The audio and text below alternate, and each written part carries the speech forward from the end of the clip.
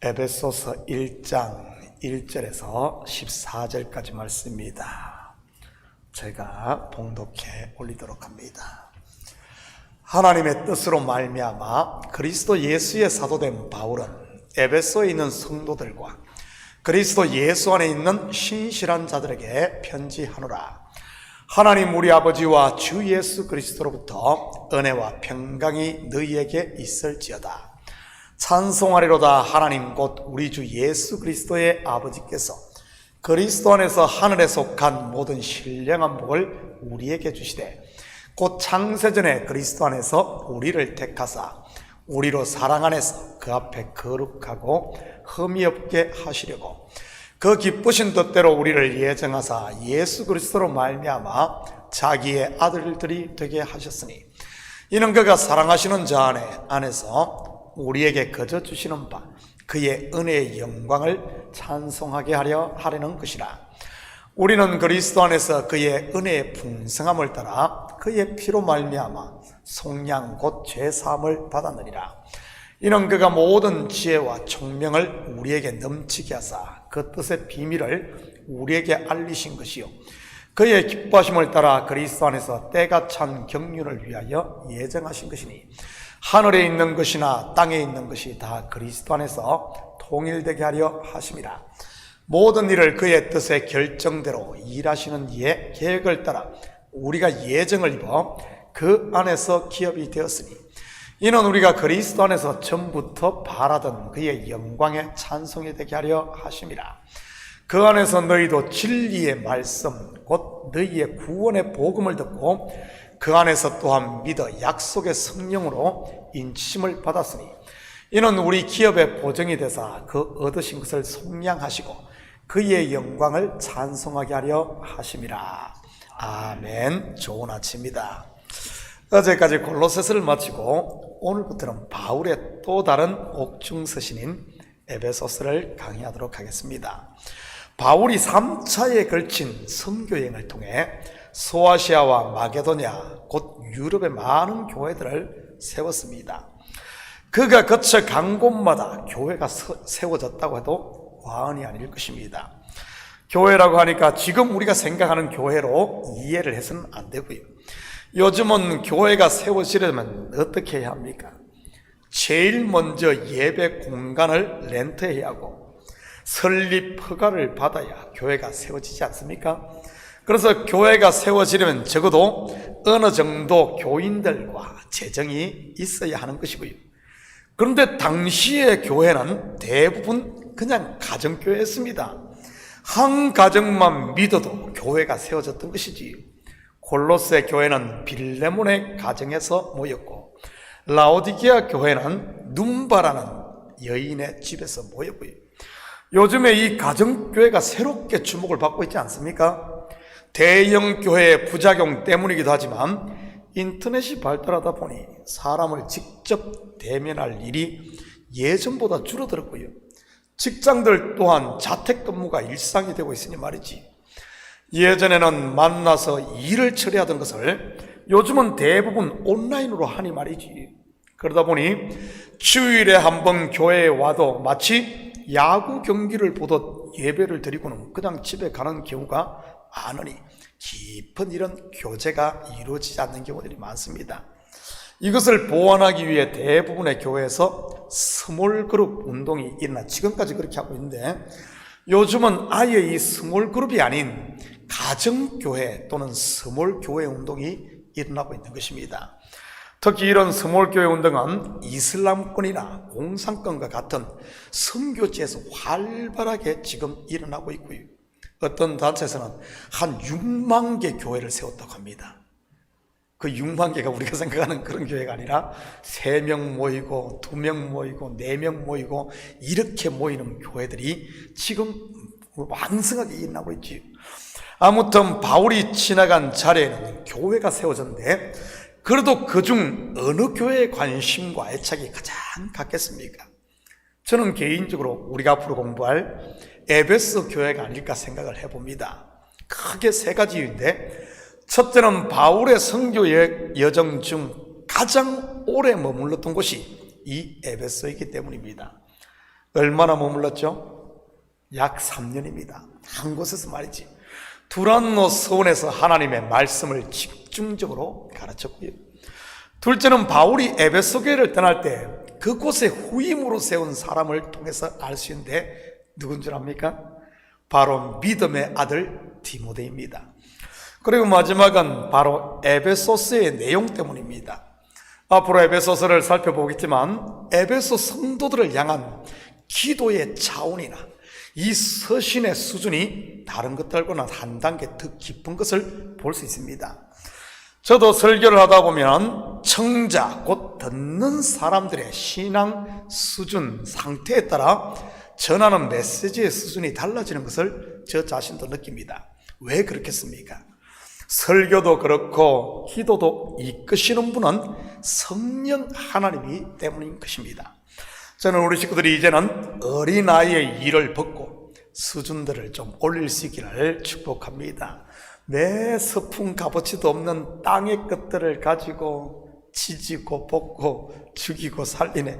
그래서야 되겠어요?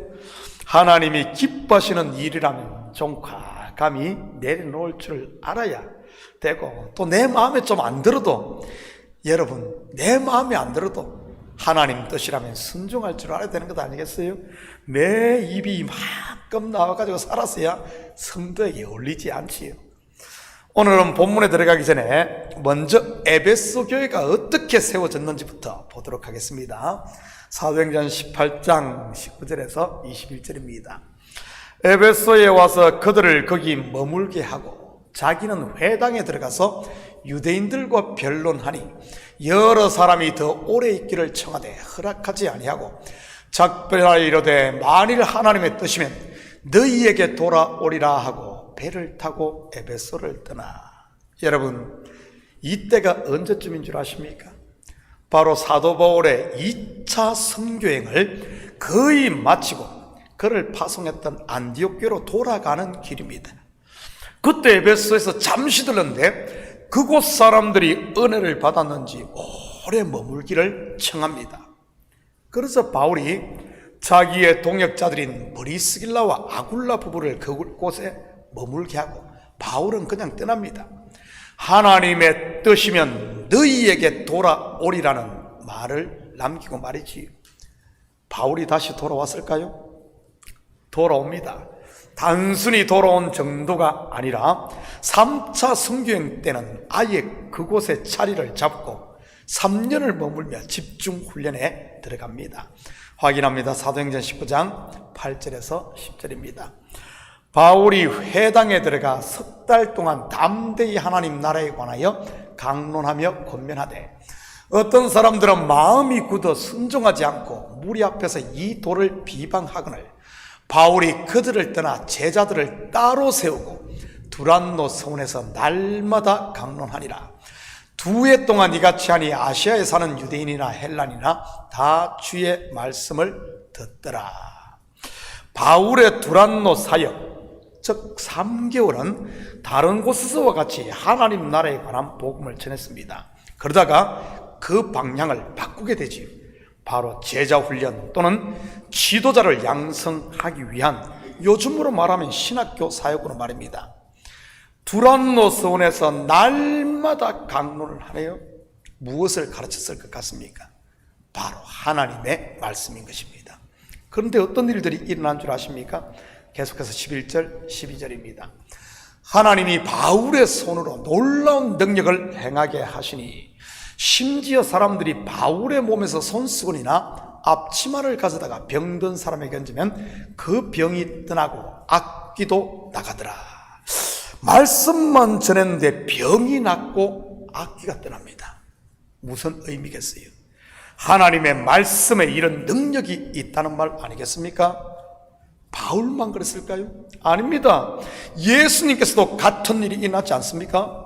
회당에 들어가 말씀을 전하자 귀신 들린 자가 발작을 일으키며 귀신이 떠나가는 것 말입니다. 이것은 목회를 하면서 저도 많은 경험을 하는 것이고요. 여러분, 제가 귀신 쫀다고 막 씩씩하며 축사사에 가는 거 봤습니까? 제가 병 고친다고 안수하며 신유사에 가던가요? 사실 저는 기도하고 말씀 전한 것 외에는 뭐 할 줄 아는 것이 별로 없습니다. 뭐 하나 더 있다면은 선교지 가서 선교사님 이야기 들어주는 정도고요. 그런데도 어떤 줄 아십니까? 귀신들이 요동을 하고 스스로 정체를 드러냅니다. 말씀 앞에 그 실체가 다 드러나는 것이 하나님의 말씀에 능력이 있음을 믿으시기 바랍니다.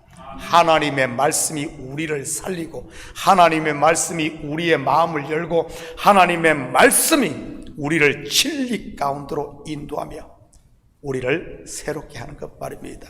계속해서 20절입니다. 이와 같이 주의 말씀이 힘이 있어 흥왕하여 세력을 얻으니라. 여기서 세력을 얻었다는 말은 에베소 도시에 영향을 미쳤다는 그런 말입니다. 어느 정도의 영향력이 있는 줄 아십니까? 여러분, 에베소가 어떤 도시입니까? 아데미 신전이 있는 신전의 도시 아닙니까? 도시 경제가 이 아데미 신전으로 인해 돌아간다고 해도 틀리지 않고요. 그런데 하나님의 말씀이 얼마나 세력이 있었던지 도시 경제에 타격을 주기에 이릅니다. 엄청나지 않습니까? 바로 아데미 신상으로 업을 삼던 사람들의 경제가 기울었던 것이지. 그래서 데메트리오라는 은장석이 사람들을 선동하여 폭동을 일으켰던 것이고요.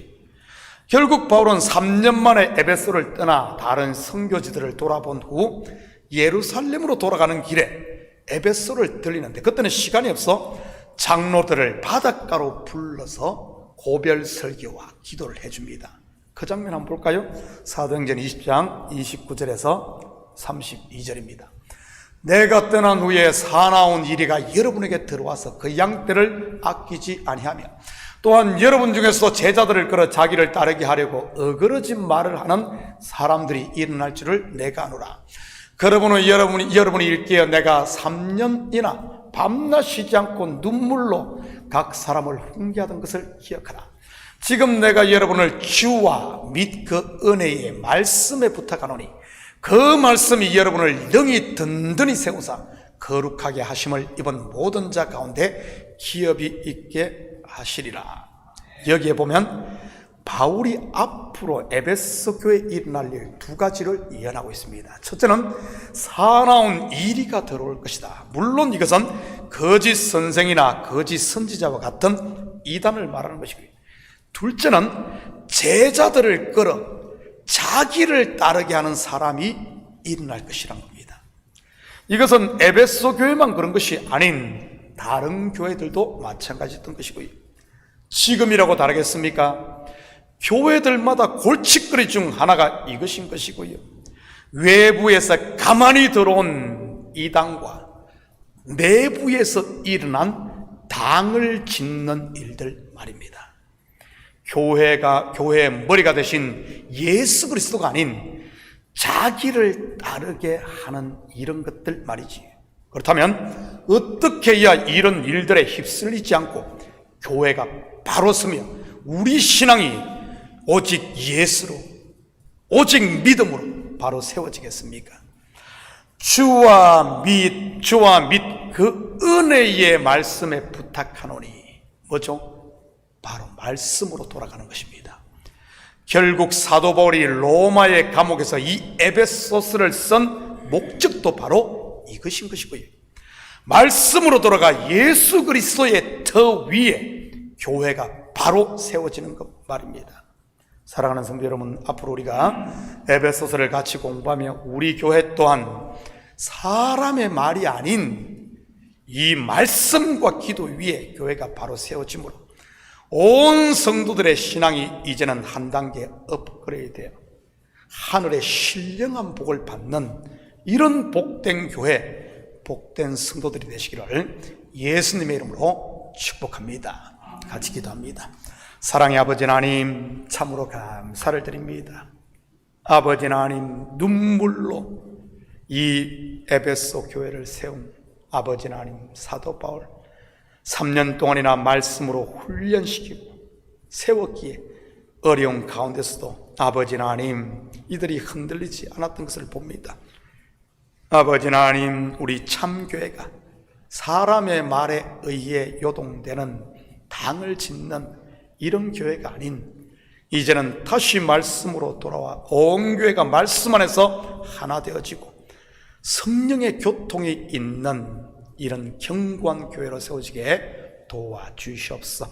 악한 것들은 주께서 아버지 하나님 쫓아내 주시고, 우리 속에 있는 추한 것들 이제는 과감히 내려놓고 말씀 앞에 온전히 나를 처복종시키며, 아버지 하나님, 하나님의 말씀만이 나를 주장하고 이끌어가는 저희들 되게 도와주시옵소서. 광약교회와 같은 이런 곳에 우리 하나님 구름기둥과 불기둥 말씀으로 역사하사 모든 거짓들은 다 파하고 오직 진리만이 굳게 서서 온 성도들이 아버지 하나님만 찬양하며 하나님께만 영광 돌리는 이런 복된 교회, 멋진 교회를 세워지게 도와주시옵소서.